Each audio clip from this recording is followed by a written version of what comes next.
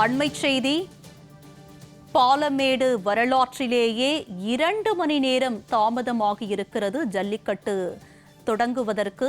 பாலமேடு ஜல்லிக்கட்டு வரலாற்றிலேயே முதன்முறையாக 2 மணி நேரமாகியும் போட்டி துவங்கவில்லை. இதனால் அங்கு பரபரப்பான ஒரு சூழல் ஏற்பட்டிருக்கிறது. மாடுபிடி வீரர்களும் காளைகளின் உரிமையாளர்களும் ஜல்லிக்கட்டை பார்க்க வந்த மக்களும் காத்திருக்கும் சூழல் அங்கு ஏற்பட்டிருக்கிறது. இதனை நாம் அண்மை செய்தியாக பார்த்து வருகிறோம். காலை 7 மணிக்கு தொடங்குவதாக அறிவிக்கப்பட்டிருந்த நிலையில் 2 மணி நேரம் தாமதமாகியும் இன்னும் போட்டி தொடங்கவில்லை. பாலமேடு வரலாற்றிலேயே முதன்முறையாக 2 மணி நேரம் ஆகியும் போட்டி துவங்காத ஒரு நிலை ஏற்பட்டிருக்கிறது. இதனை நாம் அண்மை செய்தியாக பார்த்து வருகிறோம்.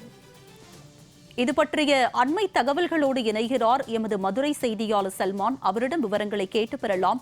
சல்மான், சொல்லுங்க, காலை 7 மணிக்கே தொடங்குவதாக அறிவிக்கப்பட்டிருந்த நிலையில் 2 மணி நேரம் தாமதமாக இருக்கிறது. இது வரலாற்றிலேயே முதல் முறை என்று கூட சொல்லலாம். அங்கு என்ன சூழல் சல்மான்? பாலமேடு ஜல்லிக்கட்டு போட்டியானது ஒவ்வொரு ஆண்டும் காலை 7 மணிக்கெல்லாம் தொடங்கிவிடும். 7 மணிக்கு இந்த பாரம்பரிய ஜல்லிக்கட்டு போட்டி தொடங்கும் போது அந்த கிராமத்தினுடைய காளைகள் வாடிவாசலுக்கு கொண்டு வரப்பட்டு அவிழ்க்கப்படும். அந்த கிராமத்தில் உள்ள ஒவ்வொரு கோவில்கள் சமுதாயத்திற்கு சொந்தமான கோவில் காளைகள் அவிழ்த்து விடப்படும்.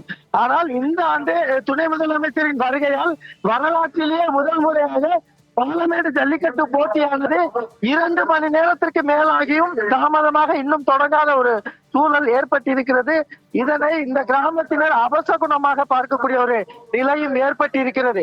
ஏனென்றால் ஒரு குறிப்பிட்ட நேரத்தில் கோவில் காளைகளை அவிழ்த்து விட வேண்டும் என்பது அவர்களுடைய ஐதீகமாக இருக்கக்கூடிய ஒரு சூழலில் 2 மணி நேரம் துணை முதலமைச்சரின் வருகைக்காக கோவில் காளைகளை நாங்கள் எப்படி இந்த காலத்தில் காத்திருக்க வைக்க முடியும் என கூறி கிராமத்தினர் கமிட்டியினருடன் வாக்குவாதத்தில் ஈடுபடக்கூடிய ஒரு காட்சிகளையும் பார்க்க முடிகிறது.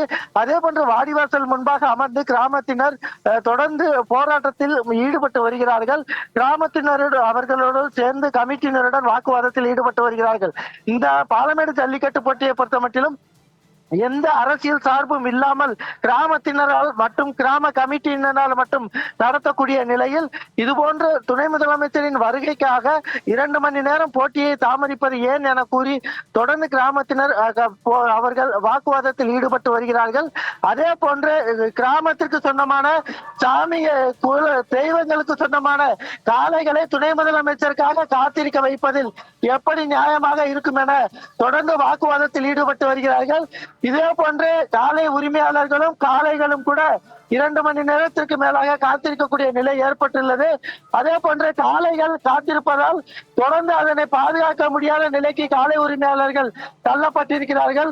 மாடுபிடி வீரர்களுமே 2 மணி நேரத்திற்கு மேலாக பசியோடு காத்திருக்கிறார்கள். ஒட்டுமொத்த பார்வையாளர்களும் கடும் வெயில் தாக்கம் தொடங்கி இருக்கக்கூடிய நிலையில் வெயிலோடு காத்திருக்கக்கூடிய நிலையில் துணை முதலமைச்சரின் வருகை தாமதத்தால் போட்டி 2 மணி நேரமாகியும் இன்னும் தாமதமாக தொடங்காத ஒரு சூழல் ஏற்பட்டு பார்வையாளர்களுக்கு மிகப்பெரிய ஒரு ஏமாற்றத்தை பாலமேடு ஜல்லிக்கட்டு கொடுத்திருக்கிறது.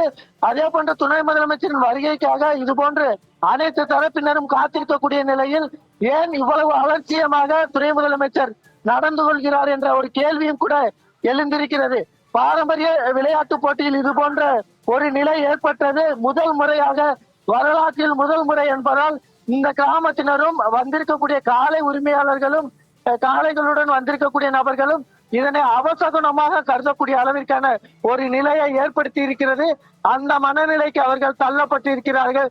மேலும் போட்டி 2 மணி நேரம் தாமதமாக தொடங்குவதால் அதிக அளவிற்கான காளைகள் வெளியேற முடியாத நிலையில் வந்திருக்கக்கூடிய காளை உரிமையாளர்களும் மிகுந்த ஒரு கவலையோடு பசியோடு பட்டினியோடு காத்திருக்கக்கூடிய ஒரு நிலையை ஏற்படுத்தியிருக்கிறார் துணை முதலமைச்சர் என்ற மனவேதனையோடு காத்திருக்கிறார்கள். உமா, உங்களுடைய விரிவான விவரங்களுக்கு நன்றி சல்மான்.